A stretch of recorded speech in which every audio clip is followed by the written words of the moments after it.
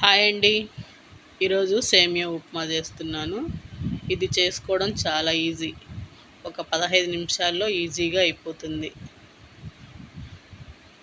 ఈ సేమియా ఉప్మా పొడి పొడిగా ముద్దలా కాకుండా పొడి పొడిగా రావాలి అంటే ఇట్లా నేను చెప్పినట్లుగా ఒకసారి ట్రై చేయండి,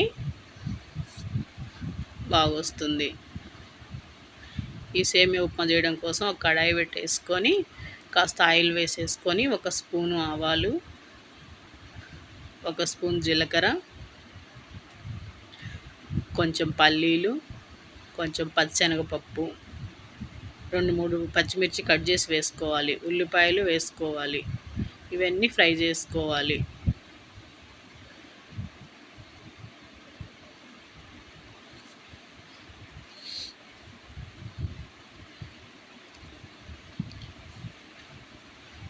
ఉల్లిపాయలు, పల్లీలు అవన్నీ ఫ్రై అయిపోయిన తర్వాత ఒక గిన్నె సేమియా తీసుకుంటున్నాను.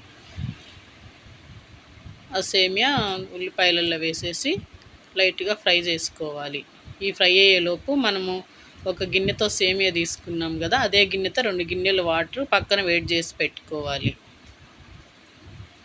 ఈ సేమియా వేగేలోపు నీళ్ళు అవి వేడవుతాయి. ఇట్లా సేమియానంతా బాగా కలుపుకుంటూ అడుగు నుంచి ఇట్లా విరిగిపోకుండా కలుపుకోవాలి.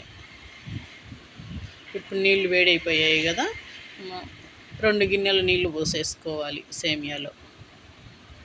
ఈ వేడి నీళ్ళు పోయడం వల్ల సేమియా ఒకదానికొకటి అతుక్కోకుండా బాగుంటుంది.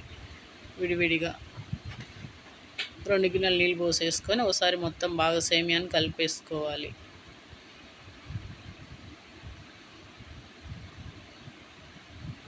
మొత్తం కలుపుకున్న తర్వాత సరిపడా సాల్ట్ వేసుకోవాలి. సాల్ట్ వేసి మొత్తం ఇంకోసారి బాగా కలుపుకోవాలి.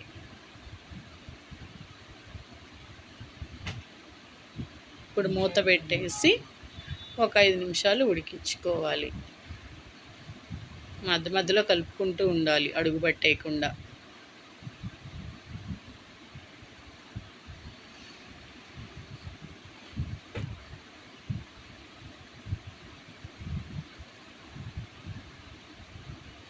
ఈ నీళ్ళన్నీ ఇనికిపోయే వరకు ఇట్లా కలుపుకుంటూ ఉండాలి.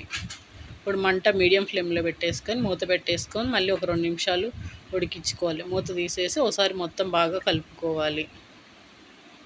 ఇప్పుడు మంట సిమ్లో పెట్టేసుకొని మొత్తం బాగా కలిపేసుకొని వాటర్ అంతా పీల్చేసుకునే వరకు ఉంచుకొని స్టవ్ ఆపేసుకోవాలి. అంతే, సేమియా రెడీ అయిపోయింది. ఇది చల్లారేటప్పటికి ఇంకా బాగా పొడి పొడిగా వస్తుంది. ఈ వీడియో నచ్చితే లైక్ చేయండి, షేర్ చేయండి, సబ్స్క్రైబ్ చేయండి.